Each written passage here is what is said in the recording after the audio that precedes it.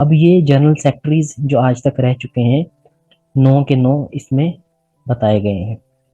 अब मैं आपको एक सिनेरियो दे रहा हूँ कि स्विट्जरलैंड यूरोप का एक मुल्क है जो बहुत ही हसीन है। बिस्मिल्लाहिर्रहमानिर्रहीम, welcome to public service commission. दोस्तों, टाउन ऑफिसर, म्युनिसिपल ऑफिसर और इसके अलावा जो दूसरी एसएसटी की जॉब्स हैं, या इसके अलावा पीएमएस में जो स्क्रीनिंग टेस्ट है, उसके हवाले से एक और इम्पोर्टेंट टॉपिक आपके सामने लेकर आए हैं। जनरल नॉलेज के यूनाइटेड नेशंस ऑर्गेनाइजेशन और इसकी एसोसिएटेड एजेंसीज। इससे पहले के लेक्चर्स भी हमारे पाकिस्तान अफेयर्स और इंग्लिश के कंडक्ट हुए हैं, तो बाकी जो स्टूडेंट्स ने लेक्चर्स लिए हैं उनका भी हम फीडबैक उनसे लेते रहते हैं और बहुत अच्छी क्लासेस चल रही हैं अल्हम्दुलिल्लाह। तो ये पहली क्लास है, जनरल नॉलेज का जो पोर्शन हमने स्टार्ट किया है। तो इसमें पहला टॉपिक हमारा है वर्ल्ड ऑर्गेनाइजेशंस के बारे में, और जब वर्ल्ड ऑर्गेनाइजेशंस की बात की जाती है तो सबसे पहले आती है यूनाइटेड नेशंस ऑर्गेनाइजेशन। अब यूनाइटेड नेशंस ऑर्गेनाइजेशन क्या है, जिसको एक्रोनाइम में यूएनओ कहते हैं, ये क्या है और इसकी जो फॉर्मेशन है वो कब हुई, कैसे हुई, इसका मकसद क्या था इसको बनाने का, और आज तक इसने क्या क्या काम किए हैं, और इसकी जो एसोसिएटेड एजेंसीज हैं जिसको स्पेशलाइज्ड एजेंसीज कहते हैं वो कौन कौन सी हैं। तो ये सारा आज के लेक्चर में हम पढ़ेंगे और इसके बारे में एमसीक्यूज जो पूछे जाते हैं वो भी हम सॉल्व करेंगे। अब यूनाइटेड नेशंस ऑर्गेनाइजेशन यूएनओ, इसकी शॉर्ट फॉर्म एब्रीवेशन है, और ये सबसे पहले इसकी बिल्डिंग दिखाई जा रही है जिसको यूनाइटेड नेशन का सेक्रेटेरिएट कहा जाता है। अब ये कहाँ पर है, ये न्यूयॉर्क में है। यहाँ लेफ्ट साइड पे ये जब बिल्डिंग बन रही थी 1949 में, तब की तस्वीर है, और ये राइट साइड पे 1990 में ये तस्वीर ली गई है, जब इसका सेक्रेटेरिएट बन के रेडी हो गया था तब की ये तस्वीर है। अब चलते हैं कि सबसे पहले इसका मकसद मैं आपको समझाता हूँ कि यूनाइटेड नेशंस है क्या और इसका मकसद क्या था। तो ये एक इंटरनेशनल ऑर्गेनाइजेशन है, यानी इंटर का मतलब पहले तो ये होता है कि दरमियान में, ठीक है। इंटर का मतलब होता है दरमियान में। इंटर गवर्नमेंटल ऑर्गेनाइजेशन का मतलब ये है कि दुनिया की जितनी भी गवर्नमेंट्स हैं, कोई लगभग 200 ममालिक हैं, उन सब की ऑर्गेनाइजेशन ये है। यानी जितनी भी गवर्नमेंट्स हैं उनके आपस में, उनको जोड़ने के लिए, आपस में उनकी बातचीत करने के लिए ये एक ऑर्गेनाइजेशन बनाई गई, ठीक है, एक बॉडी बनाई गई। यानी ये समझ लें कि एक जगह पे सबको इकट्ठा करने के लिए पूरी दुनिया के ममालिक को, उनकी गवर्नमेंट्स को, उनके लीडर्स को, ये एक काविश थी, एक कोशिश थी, ताकि पूरी दुनिया में अमन व अमान कायम हो सके। असल में क्या हुआ था कि जो 20वीं जो सेंचुरी थी, इससे पहले जो 19वीं सेंचुरी थी, यानी जो 1800 से 15, 1850, 1890, ये इसको बोलते हैं 19वीं सेंचुरी, 19th सेंचुरी इसको बोलते हैं। तो इसमें बहुत ज़्यादा जंगें हुई थी, और स्पेशली जैसे यूरोप का जो कॉन्टिनेंट है, यूरोप कॉन्टिनेंट आपने पढ़ा होगा, सर अली ने आपको पढ़ाया है जो जियोग्राफी में कॉन्टिनेंट वाइज।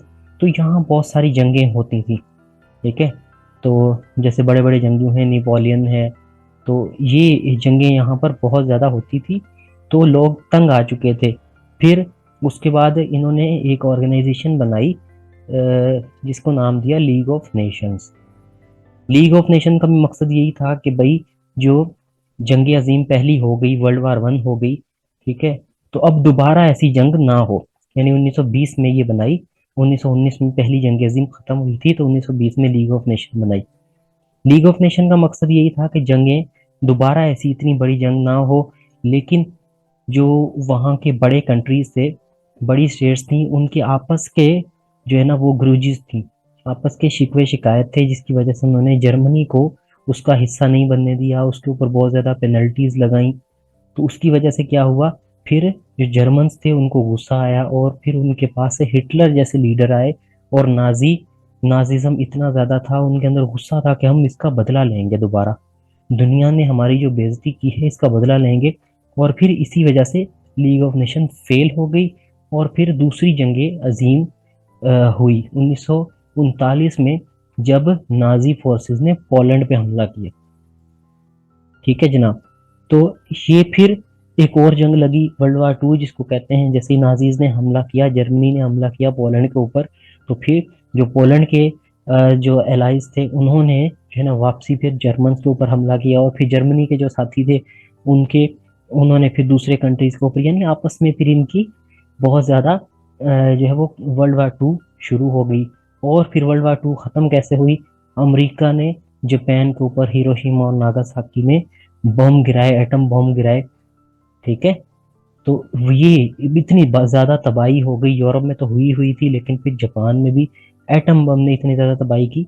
तो फिर दुनिया के जो लीडर्स थे, बड़े लीडर्स थे, उन्होंने फिर दोबारा इकट्ठे होके बैठे। फिर उन्होंने ये सोचा कि भाई एक ऑर्गेनाइजेशन बनाते हैं जो अब यही दोबारा जंग ना हो जाए, कहीं दो तो हम लड़ चुके हैं। और फिर इस दफा इन्होंने क्या किया कि पूरी दुनिया की जितनी भी गवर्नमेंट्स थी वो सारी मिलकर बैठी, और फिर उन्होंने यूनाइटेड नेशन का नाम दिया इसको, और फिर ये ऑर्गेनाइजेशन बनी, और ताकि ये दोबारा से इस तरह की जंग ना हो। सब अपने मसले मसाइल आपस में बैठ के यहाँ यूनाइटेड नेशन के प्लेटफॉर्म पे बैठ के मिलकर हल करेंगे, जंग की तरफ नहीं जाएंगे, बातचीत से हल करेंगे। जैसे पाकिस्तान का सिस्टम है, और रूरल सिस्टम में क्या होता है कि अगर कोई भी गांव में झगड़ा हो जाए, या एक बंदे ने किसी के ऊपर कोई गलत बात कर दी, या किसी की जो है ना कोई भी मसला मसाइल हो जाता है, तो वो गांव का जो बड़ा होता है तो उसके जो है ना औताक पे या उसके डेरे पे आके उस मसले को हल किया जाता है। ठीक है, तो वो सब मिलकर बैठ के हल कर लेते हैं मसला, तो वो उसका एक फैसला हो जाता है, सुलह सफाई हो जाती है। ये नहीं है कि अगर एक ने गलत कर दिया तो दूसरा फिर उसका गलत करेगा और फिर आपस में लड़ाई बढ़ जाती है। तो इस चीज को खत्म करने के लिए वो जो वडेरा होता है या जो वो सरदार होता है, ठीक है, तो वो पूरी पंचायत में बैठ के उसका फैसला कर देते हैं, बातचीत के मसले को हल कर लेते हैं।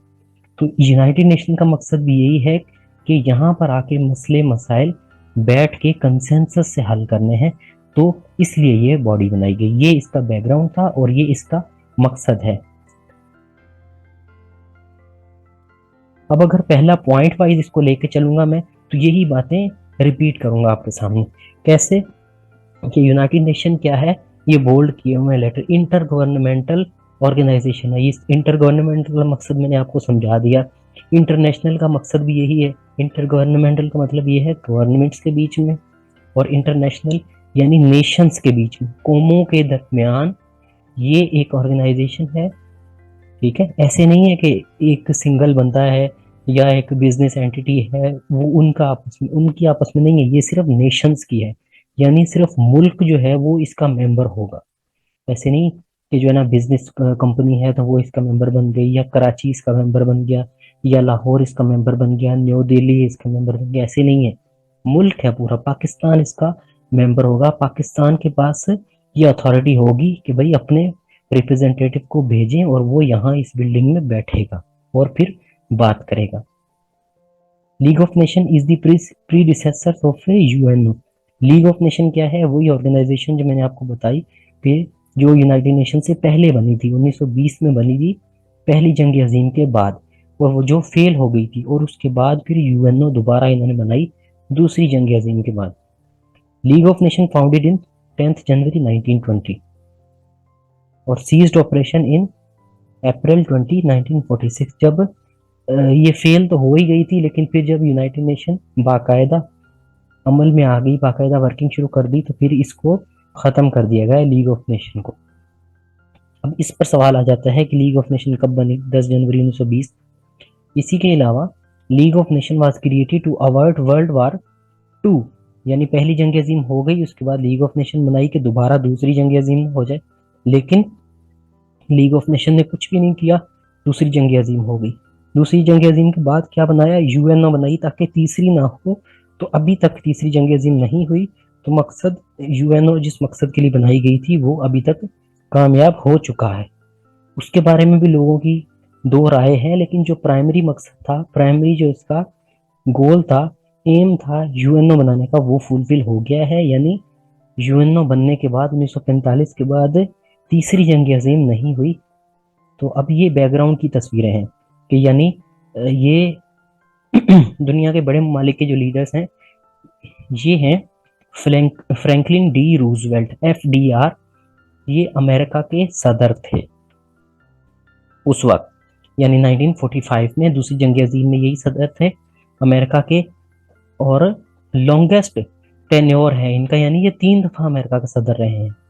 ऐसा कोई भी सदर नहीं है जो 2 मरतबा से ज्यादा रहा हो अमेरिका का, लेकिन ये 3 बार सदर रहा है। चौथी बार भी ये इलेक्ट हो चुका था, लेकिन फिर क्या हुआ, इसकी क्या हुआ था, इसको इसको मार दिया गया था, असैसिनेट कर दिया गया था, गोली मारी थी किसी ने और इसको कत्ल कर दिया था। ये तो है Franklin D Roosevelt, D Roosevelt, FDR जिसको कहते हैं। ये हैं जी the Nobel laureate, Nobel prize भी इनको मिला हुआ है लिटरेचर में, और इनकी कोटेशंस आप बहुत सुनते हैं, खास तौर पे जो है ना वो इंग्लिश की कोटेशन, ये जाहिर है ये अंग्रेज है और इंग्लिश लिटरेचर में इसका काम है, तो उसके हवाले से इसकी कोटेशन है। ये है जनाब बरतानिया के वजीर आजम विंस्टन चर्चिल। ये दूसरी जंग अजीम में अमेरिका के बरतानिया के प्राइम मिनिस्टर थे, और इनको जो नोबेल प्राइज मिला वो पीस में नहीं मिला, ये आपने जहन में रखना है, इनको लिटरेचर में नोबेल प्राइज मिला था। ये जनाब कौन है, ये हैं जोसेफ स्टालिन, ठीक है, कम्युनिस्ट हैं ये और बहुत मशहूर हैं जोसेफ स्टालिन, जिनके बारे में ये मशहूर था कि ये अपने दुश्मनों को बहुत बुरी तरह मारते हैं, यानी बस इसमें क्या जिक्र करना है कि किस तरह से मारते हैं, आप गूगल सर्च कर लीजिएगा, मुनासिब नहीं लगता क्लास में ये बात करना। तो विंस्टन चर्चिल, FDR और जोसेफ स्टालिन ये बैठे हुए हैं वर्ल्ड वार 2 के बाद, यूनाइटेड नेशन बनने से पहले ये आपस में सारी मुलाकातें करते रहे ताकि हल क्या निकले। अच्छा, ये भी एक इसी तरह की तस्वीर है, ये जोसेफ स्टालिन बैठे हुए हैं और इसी तरह से दूसरे लीडर्स यहाँ बैठे हुए हैं, ये विंस्टन चर्चिल बैठा हुआ है, तो ये सर जोड़ के बैठे हुए हैं कि भाई अभी किया क्या जाए, इतनी बड़ी जंग हो गई, हिरोशिमा नागासाकी के ऊपर बम भी गिर गए, तो अब क्या किया जाए। इसके बाद इन्होंने जो है ना वो यूनाइटेड नेशन को बनाया। कब United nation charter was signed, United nation charter किसको कहते हैं, जिस तरह पाकिस्तान का आइन है, कॉन्स्टिट्यूशन है, यानी एक कॉन्स्टिट्यूशन या चार्टर किसको बोलते हैं, एक कानून की किताब कह लें आप, कि जिसमें लिखा हुआ है कि भाई क्या क्या करना है, अगर किसी का झगड़ा हो जाता है तो क्या करना है, अगर कोई जंग छेड़ देता है, दोबारा किसी मुल्क के ऊपर हमला कर देता है तो फिर क्या करना है। यूनाइटेड नेशन चार्टर आप गूगल अगर करेंगे तो उसमें आपको मिल जाएगा, ठीक है, और कंप्लीट उसमें हर एक चैप्टर वाइज हर चीज का डिटेल दी हुई है। 26 जून 1945 को सैन फ्रांसिस्को जो कि अमेरिका का शहर है वहां साइन हुआ था, ठीक है जनाब।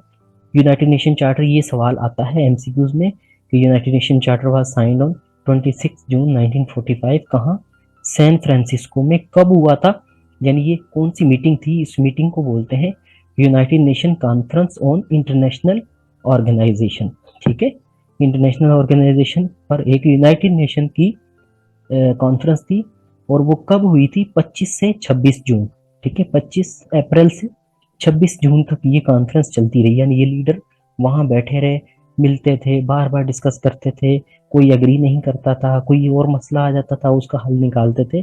तो फिर एंड कब हुआ, 26 जून 1945 को सब मुत्तफिक हुए, चार्टर बनाया और फिर उसको साइन किया, ठीक है। ये डेट आप याद रखें और ये देखें साइन करने की डेट है, ठीक है। अब आगे एक डेट आएगी, वो आएगी रेटिफाइड, ठीक है। ये चार्टर साइन हो जाता है, कानून साइन हो जाता है, और फिर जब हर एक मुल्क उसको मान लेता है और उस पर अमल करना शुरू करता है तो वो कंट्री उसको रेटिफाई करता है, यानी प्रैक्टिकली उस चीज को जब अमल में लेकर आ जाता है तो उसको बोलते हैं रेटिफाइड, ठीक है। सबने साइन तो कर लिए, ठीक है, बना भी लिया, लेकिन उसको रेटिफाई करने का मकसद ये होता है कि उसके ऊपर एक और फाइनल यस कहना होता है या उसको अमल में लाना होता है, तो फिर वो रेटिफाइड हो जाता है। और ये जो 24 अक्टूबर, ठीक है, जो है ना ये यूनाइटेड नेशन डे मनाया जाता है, तो 26 जून को ही ये रेटिफाइड कर दिया गया था। ये देखें, ये वाली जो तस्वीर है इसमें क्या है, ये यूनाइटेड नेशन चार्टर बन गया है ये सब ममालिक के जो 50 कौमें या 50 मुल्क उस वक्त उसमें रिप्रेजेंट कर रहे थे इस डिस्कशंस को। और ये जो कॉन्फ्रेंस हुई थी सैन फ्रांसिस्को कॉन्फ्रेंस, उसमें 50 मेंबर्स थे, 50 कंट्रीज थे, उनके ये फ्लैग्स लगे हुए हैं और इन्होंने इसको पर साइन किया था। ठीक है, ये यूनाइटेड नेशन चार्टर है और ये स्टेट्स के कुछ जो रिप्रेजेंटेटिव्स हैं वो खड़े हुए हैं।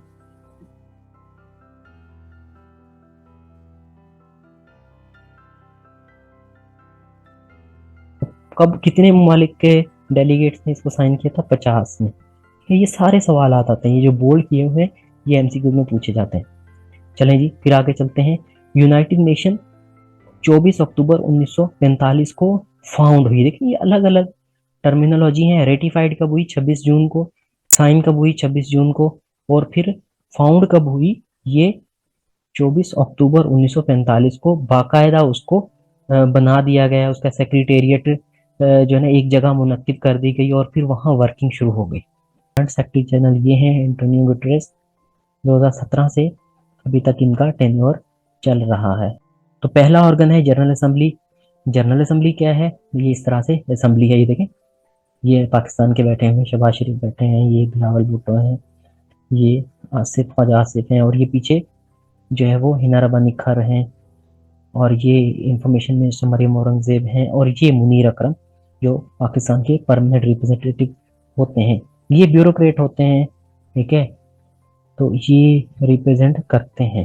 ठीक है, जिस तरह से एम्बेसडर होते हैं दूसरे ममालिक में, ये परमानेंट रिप्रेजेंटेटिव इनको कहा जाता है। ये दूसरे ममालिक के हैं। इसी तरह ये देखिए पूरी दुनिया के यहाँ पर पूरी बड़ी असेंबली है, वहां पर आके बैठे होते हैं और फिर खिताब करते हैं अपने मसले मसाइल को। अब जो प्रेसिडेंसी है, सदारत इस यूएन सिक्योरिटी काउंसिल की अल्फाबेटिकल ऑर्डर में हर मंथ चेंज होती है वो। ठीक है, हर मंथ नया उसकी सदारत आती है। जिस तरह से जनरल असेंबली की हर साल नया उसका सदर बनता है, इसमें यूएन सिक्योरिटी काउंसिल में हर महीने नई सदारत आती है और वो अल्फाबेटिकल ऑर्डर में चलती है कंट्रीज के नाम के हिसाब से। ठीक है, जो भी मेंबर्स होंगे 15, उनमें फिर अल्फाबेटिकल ऑर्डर में चलती है। जैसे पहले आपको बताया कि सारे जो हेडक्वार्टर्स हैं वो न्यूयॉर्क में हैं, सिवाय इंटरनेशनल कोर्ट ऑफ जस्टिस के, जिसका हेडक्वार्टर दी हेग में है, पीस पैलेस में। अब ये इंटरनेशनल कोर्ट ऑफ जस्टिस की एक तस्वीर है आपके सामने। इसके ये जजेस 15 जजेस आपके सामने ये खड़े हुए हैं। अब मैं आपको एक सिनेरियो दे रहा हूँ कि स्विट्जरलैंड यूरोप का एक मुल्क है जो बहुत ही हसीन है, बहुत ही खूबसूरत है। वहाँ जो है ना ग्रीनरी है। अभी आप अपने माइंड में अज्यूम करना शुरू करें, वहाँ ग्रीनरी है, सरसब्जो शादाब माहौल है, बर्फ ही बर्फ है, और जो है ना लोग वहाँ अमन पसंद हैं, सुकून से रह रहे हैं। लोग वहाँ घूमने जाते हैं पूरी दुनिया से। स्विट्जरलैंड को जो है ना मोस्ट ब्यूटीफुल एरिया कहा जाता है, मोस्ट ब्यूटीफुल कंट्री कहा जाता है। तो वहाँ का जो एक शहर है जिनीवा, ठीक है, वो भी बहुत खूबसूरत है। तो अपनी खूबसूरती की वजह से ये मशहूर है। तो यहाँ पर जो है ना हेड क्वार्टर बनाए गए हैं किन चीज़ों के लिए? जो दुनिया में अमनो अमान के लिए। तो ये जो लोगों की भलाई के लिए, लोगों के लिए जो काम है, ठीक है, वो सारे स्विट्जरलैंड में होते हैं। ठीक है, यानी स्विट्जरलैंड खुद पीसफुल कंट्री है, अमन अमान वाला कंट्री है, खूबसूरत है। तो लोगों की भलाई के लिए, लोगों की फलाह के लिए जो काम है वो सारे यहाँ पर होते हैं। उनके हेडक्वार्टर्स यहाँ पर हैं। यानी इंटरनेशनल लेबर ऑर्गेनाइजेशन, ठीक है, मजदूरों के हवाले से लेबर के जो कानून हैं, लाजमी आपने इसको कंप्लीट करना है। और ये आपको भेज भी दिया जाएगा, आपका जो हमारा क्रैश कोर्स का ग्रुप है व्हाट्सएप, उसमें भी ये शेयर कर दिया जाएगा। इसके अलावा हमारी पब्लिकेशंस हैं, टाउन ऑफ ऑफिसर ग्रेड 5 से 15 की मॉडल पेपर बुक बनाई गई है, वो भी आप हासिल कर सकते हैं हमारे व्हाट्सएप नंबर पे कांटेक्ट करके। तो फिर वक्त इतना ही। Thank you.